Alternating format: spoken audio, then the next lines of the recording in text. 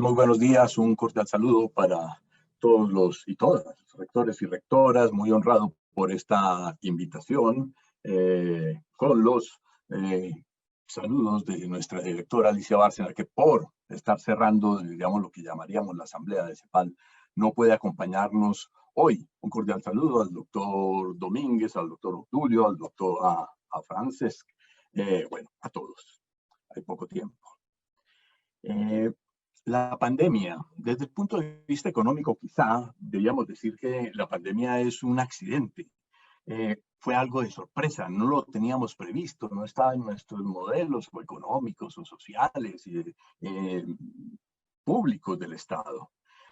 No hayamos vivido, por lo menos esta generación, un evento como este, ¿no? Y de estas magnitudes y de estas imbricaciones e interacciones. Obviamente, un accidente social y de estas magnitudes pone en evidencia las debilidades y también las fortalezas. Muy característico de esta situación es digamos, el jaque en el que ha puesto, sigue poniendo el reto de salud a otros sistemas como el sistema económico. Esto que pensábamos quizá que iba a ser una parálisis temporal, momentánea, como una incapacidad de alguna corta enfermedad superable, por el contrario, se volvió sistémico. El manejo de la pandemia que exigía el confinamiento, digamos, de alguna forma, la suspensión de actividades, afectó la oferta productiva. No se podían realizar muchas actividades, pero terminó por su duración, por las incertidumbres, por la magnitud global, en convertirse también en una crisis de demanda, de consumo. Por lo tanto, enfrentando desde el punto de vista de la política económica una crisis sistémica. Una pérdida de producto como la que estamos viviendo, producto económico, es más grande que la que se vivió en las épocas de posguerra y en la crisis de los años 30, por lo menos en la forma como llevamos esas contabilidades hoy. América Latina, el mundo va a contraerse en alrededor de 8-10%, América Latina y el Caribe en similar proporción. Pero hoy no es un fenómeno que podamos incluso poder acabar de modelar. O sea, estas cifras pueden cambiar, ojalá no mucho, pero todavía el riesgo que sigan empeorando es importante. Colombia se contraerá en un porcentaje alrededor entre el 5 y el 10%. Digamos, no curiosa, no diría curiosa, importante decir que Colombia es uno de los 1 o 2 países de América Latina que menos contracción traerá. Digamos, esto es importante decir porque creo que las soluciones, las posibilidades, los caminos también tienen que radicar en las posibilidades optimistas y reales. Bueno, esta crisis significa, en términos de nuestra contabilidad económica, pararnos en la riqueza, en la capacidad de producción de riqueza que teníamos hace 10 años, igual en un nivel de vida medida por los índices de pobreza de la población, en el caso colombiano, y en un promedio latinoamericano de alrededor también de otros 10 años, en algunos 8, en algunos 15 años, según el ritmo que ha tenido cada país en este proceso. Las crisis últimas que las economías han afrontado, la crisis de Lehman Brothers del año 2008, la crisis de la caída de los precios de los commodities en el año 2014, finalmente han durado, digamos, poco tiempo, 1, 2, 3 años hasta recuperar un cierto curso de estabilidad. Por el contrario, la crisis de la deuda externa, la crisis de los años 80, la década perdida para América Latina tomó 14 años para recuperar su nivel de producto en aquella época. Y tomó 25 años para recuperar sus niveles de pobreza o de riqueza social. Además de asimétrico, 14 en el caso de la producción, 25 en el caso de la pobreza, fue un tiempo demasiado largo. Quisiera ser optimista, creo que hay con qué ser optimista, en el sentido que, primero, razonablemente, la situación con la cual hoy comenzamos a recuperarnos, nos paramos en un nivel, en una situación mejor que la que teníamos hace 10 años y por supuesto mejor que la que existía hace 40 años. Frente al análisis de catástrofes, digamos, de desastres naturales, donde hay una disciplina económica ya relativamente avanzada en la evaluación, conocimiento y propuestas alrededor de este tipo de situaciones a la que esta del COVID se nos parece, digamos, hay una diferencia importante, por ejemplo, frente a un terremoto o frente a una mega inundación como la ola invernal en Colombia, y es que la riqueza, el stock, la infraestructura no se ha deteriorado en gran forma. Se ha deteriorado el flujo, la capacidad, la actividad, y quizás eso sea más recuperable o más posible de recuperar en forma más rápida que si hubiera habido una destrucción de la capacidad de generar riqueza de ese stock. Por supuesto, en el término de pobreza, hay que hacer un énfasis, digamos, la pobreza no la podía manifestar sino en función de la misma matriz de desigualdad imperante a través de las discriminaciones, de los problemas de nivel educativo, etcétera, etcétera. Lo importante, digamos, desde el punto de vista de la política pública es tratar de evitar la histéresis, el cambio de trayectorias que no se puedan recuperar, que sean irrecuperables para la respectiva población. En esto ha habido múltiples progresos, los mecanismos de avance que han tenido estos sistemas de transferencias monetarias condicionadas o no condicionadas permitió hoy una reacción mucho más rápida con todos los problemas naturalmente de identificación, de cantidades, etcétera, pero que la que existía hace 15 o 20 años, mecanismos casi inmediatos de desembolso a pesar de la desconfianza que reina en el país entre actores, instituciones, que hace que los trámites se vuelvan muy lentos. Muy interesante en este momento y de mucha reflexión y un espacio privilegiado para las universidades, es que las políticas a construir presentan dilemas, digamos, no son fáciles, no son lineales. Las decisiones hoy tienen que enfrentar los desafíos de corto plazo, pero también la construcción del largo plazo, ¿no? El largo plazo no se construye mañana, se construye en las decisiones de hoy. Y las demandas sociales están en los dos sentidos, y más en una sociedad como la colombiana, llena de desigualdades en tránsito en casi todos los sentidos.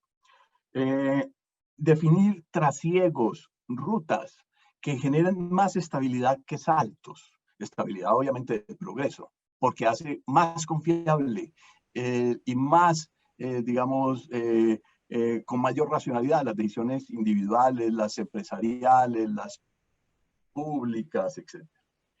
Segundo, entonces los dilemas entre las decisiones y necesidades de corto y de mediano plazo. Segundo, el afán por unos recuperar, volver a la situación, atender las necesidades urgentes de la población, digamos, atender las reparaciones y las compensaciones. Pero por otro lado, quienes apuestan, quieren, desean, están convencidos, necesitamos transformaciones. Es decir, salir del hoyo para volver al mismo sitio, pero salir del hoyo mejor, pero salir en otra ruta distinta, según lo que nos diga las necesidades y los acuerdos comunes. Harry Sazón, casi que el único autor, creo que el único autor que mencionaré hoy, Harry Sazón decía en un titular que vi en el Tiempo en días pasados, decía, odio la palabra reinvención. Estamos tratando de sobrevivir. Quiero simplemente para expresar que hay esas dos fuerzas en la sociedad. La necesidad, la obligación de la sobrevivencia y la necesidad de la reinvención. ¿Cómo lograr unas dinámicas positivas, sinérgicas entre esas dos? Pues es un gran reto. Naturalmente la mayor preocupación es el empleo. ¿Por qué? Porque los hogares, en general, el 80% de los ingresos de los hogares depende de su trabajo. Otro porcentaje depende de rentas de capital para unos o de apoyos públicos o familiares para otros.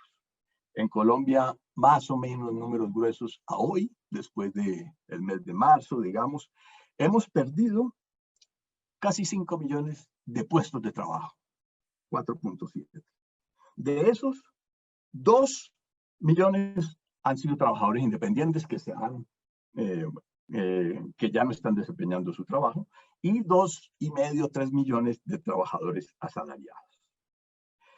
De esos, puestos de trabajo, esos trabajadores que se desempeñaban así, 2 millones han pasado al desempleo y 2,7, entre 2 y 3 millones, han pasado la inactividad. La mayor parte de ellos trabajadores informales, de bajas productividades y remuneración que aportaban ingresos complementarios al hogar. Uno de los problemas severos para atender y para que el mercado de trabajo también tenga un impacto más universal es el tema de la informalidad, que es un tema integral, ¿no? No solamente depende de una norma, de una dinámica económica, en fin, es sinérgico social y económicamente. Bueno, Uruguay, cuando enfrentó ahora los problemas de la pandemia, para las transferencias, tomó el sistema de seguridad social y a través de los mecanismos de la seguridad social logró cubrir, digamos, necesidades económicas o las transferencias y apoyos alrededor del 80-85% de la población uruguaya. Es decir, solamente quedaban 10-15% para atención especial que no lograron capturar a través de los mecanismos del sistema, digamos, del mercado de trabajo formal. Nosotros, casi que el gobierno como algo que nunca habíamos visto, que siempre nos preguntan a los que hacemos estudios, ¿cómo hacemos para graduar a la población que salga de los programas sociales? No, aquí era el gobierno, lo vimos, buscando cómo traer personas hacia los programas sociales. Quería dejar esta reflexión en la cual, pues digamos, que genera normalmente cuando lo presento mucho debate, pero creo que es interesante, es esa informalidad que es un problema que siempre resentimos y discutimos y, en fin, hoy quizá, precisamente por ese margen de flexibilidad, puede ser una forma que aprovechemos para la salida, no para promocionarla como una forma estructural, pero sí como una forma flexible. Creo que me estoy extendiendo mucho. Bueno, digamos, una de las perspectivas no es solamente compensar los ingresos de los hogares, creo que hay grupos de población que obviamente requiriendo ingresos están en capacidad, en disposición y en interés de estar, digamos, ocupados, así sea sin remuneración. En este sentido, jóvenes que pueden aumentar, digamos, y mejorar sus niveles educativos, su capital humano. Espacios de autoconstrucción, ahora que se revela tan importante el contar con más espacio dentro de las viviendas individuales, sobre todo de las personas pobres. Imaginémonos pues, esta pandemia vivida en un pequeño apartamento de 60 metros cuadrados, una familia de 3, 4, 5 personas. Yo sería el primero pues, en haber salido a la calle. Y bueno, oficios de cuidado, en fin, múltiples formas donde no solamente se trata de generar un ingreso, sino una ocupación que además genere dinámicas constructivas. Un hacer.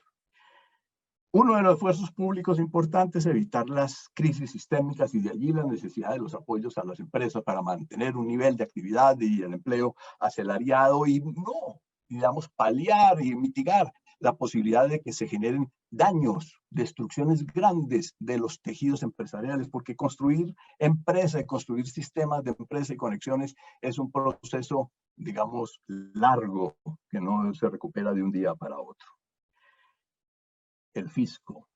No hay ningún agente económico con la capacidad y el sentido que tiene el gobierno, digamos, el Estado, ¿no? Es un agente capaz de arrastrar, capaz de tomar decisiones y, digamos, está allí también por eso, de largo plazo y de interés conjunto. A Colombia, digamos, lo cogió en una situación fiscal, como siempre, apretada pero responsable, como comentamos. Y eso le ha dado la posibilidad de acceder al financiamiento internacional, público, privado, y a poder tener la posibilidad de liquidez y poder tener credibilidad entre quienes compran nuestros bonos. Quizá hemos invertido menos de lo que esperábamos. La dificultad aquí grande para hacer una evaluación es que no sabemos cuándo va a terminar. Si supiéramos que esto termina en 3 meses, podríamos tener una evaluación. Invertimos lo suficiente, invertimos poco, pero como esto puede prolongarse en el tiempo, la evaluación todavía no es clara. El país, Colombia, todos los países están aumentando su nivel de endeudamiento. Esto es, digamos, riesgoso, pero quisiera traer un punto muy importante en este momento, que es afrontar la situación, las soluciones y los compromisos y los pactos y las alianzas tienen un importante elemento intergeneracional. El endeudamiento, alguien lo paga. Y se paga con recaudos, con impuestos que obviamente pondrán cada vez más las siguientes generaciones en un país que todavía le falta un incremento en su, digamos, en su capacidad, en su carga impositiva y en el peso de los recursos públicos para múltiples propósitos.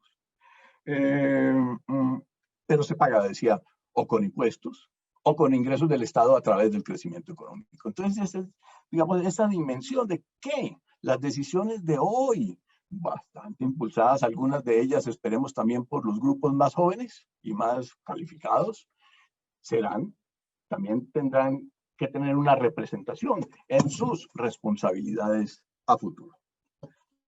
Y este papel intergeneracional, dado que las universidades tienen como principal objetivo de su trabajo los jóvenes, es fundamental, es transformacional, hace parte del gran pacto, digamos, o de las formas o de los temas alrededor de los cuales se construirán los pactos. Hay nuevos, digamos, esta situación ha generado el reforzamiento de procesos que ya la sociedad estaba construyendo. Primero, el de la conectividad, las tecnologías de la información y la comunicación. Segundo, los desafíos cada vez mayores y evidentes ya, incluso para la sociedad común y corriente, los desafíos alrededor de la ciencia y la tecnología.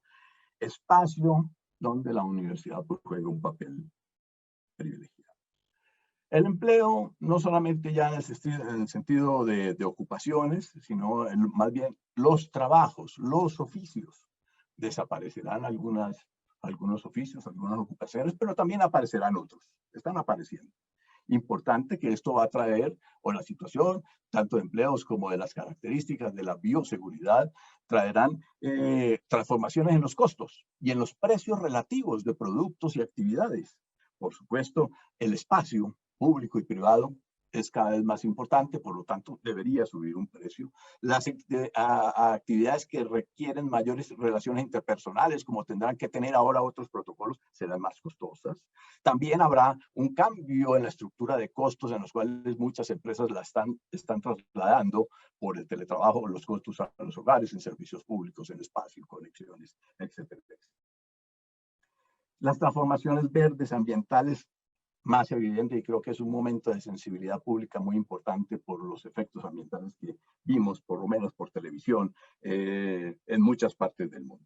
Pero esto requiere, además de simplemente continuar con la tendencia, un esfuerzo grande en las universidades alrededor del cambio técnico que permita que haya transformaciones productivas, tecnológicas, que hagan que una producción más limpia, pero por lo menos igualmente productiva, digamos.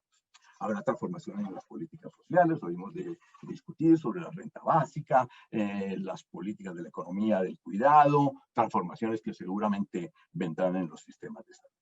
Otros procesos que venían y muy fuertes, quizás se detengan, se cuestionen, se transformen. Primero, la vida en conglomerados, la vida aglomerada, en la cual pues, las ciudades de Latinoamérica son casi que modelos, ¿no? En el tamaño de las ciudades.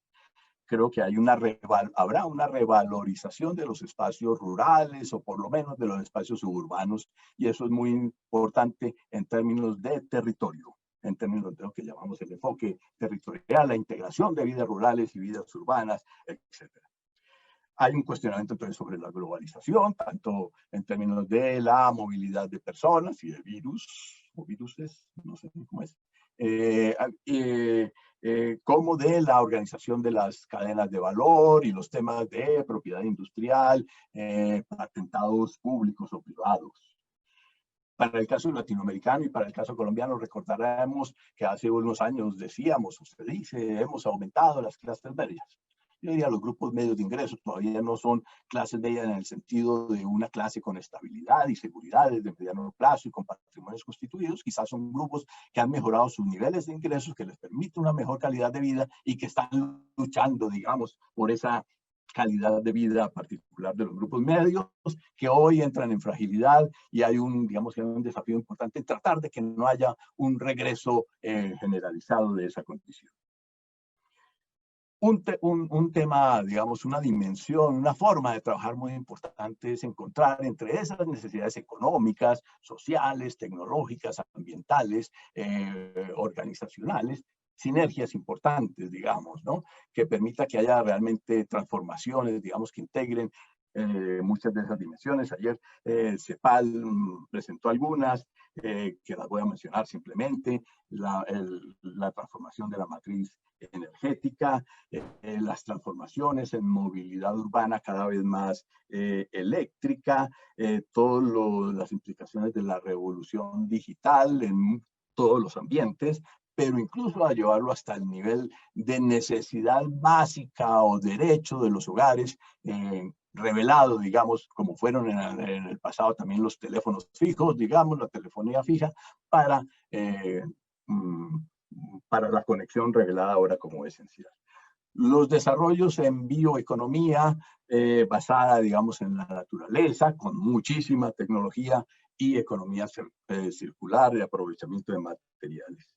Para algunas economías, particularmente del Caribe, y del Caribe, digamos, de las islas del Caribe, para ellos es supremamente importante la transformación alrededor del turismo sostenible. En Colombia, la agrupación de las actividades turísticas, que creo que era una apuesta o un deseo inmenso de desarrollo que todavía tiene que serlo. El turismo en el conjunto de sus diversas actividades agrupa el equivalente a 4%, 4 puntos del Producto Interno. Para las economías del Caribe, en algunos casos, pues es más del 50%, entonces imaginaremos el reto. La dificultad muy grande es que todavía el proceso es incierto en su magnitud, en su duración. La apuesta de corto plazo, en realidad, de un gobierno es la regulación del contagio, ¿no? Por lo tanto, cuán rápidas han sido las decisiones o cuán lentas, cuán intensas o cuán desperdigadas o flojas, no es todavía para asegurar. Terminando, va a haber reorganizaciones institucionales importantes. Creo que una de las más importantes es eso que llamamos las alianzas, distintas alianzas, digamos, entre lo público y lo privado, pero no solamente lo empresarial, también lo privado social, entre los gobiernos locales, tal vez con excepción de Bogotá, adaptados más a la prestación de los servicios sociales. Por lo tanto, pero el conocimiento y las dinámicas locales no son necesariamente bien representadas por las decisiones nacionales, que tienen un nivel de generalidad grande. Entonces, esa coordinación, esa integración entre decisiones y perspectivas locales y nacionales son necesarias y deben traer mejoras, ¿no? Y institucionales y políticas incluso. Digamos, parte del futuro depende no solamente de una buena política económica, que seguramente será necesaria, mejores diagnósticos y, en fin, capacidad social creativa y resiliente, que las universidades como agentes en muchos sentidos independientes. Perdón, me dice que la conexión está inestable. Bueno, debe haber vuelto. Doctor, adelante. Digo yo, la universidad como agente en muchos sentidos independiente es un excelente actor para crear, digamos, esos pactos, algunos más generales, otros más particulares, etcétera, que van a ser necesarios además para mostrar esas rutas de transformación. Va a ser no solamente importante esos pactos o acuerdos o programas que se logren construir, sino la forma como más que cómo se hacen, cómo resultan. Yo en esto debo decirme nostálgico de pronto un poco de las soluciones mocusianas, acuerdos donde todos ponen, todos ganan, En términos económicos, podríamos decir que los ajustes traen ajustes por cantidades y por precios.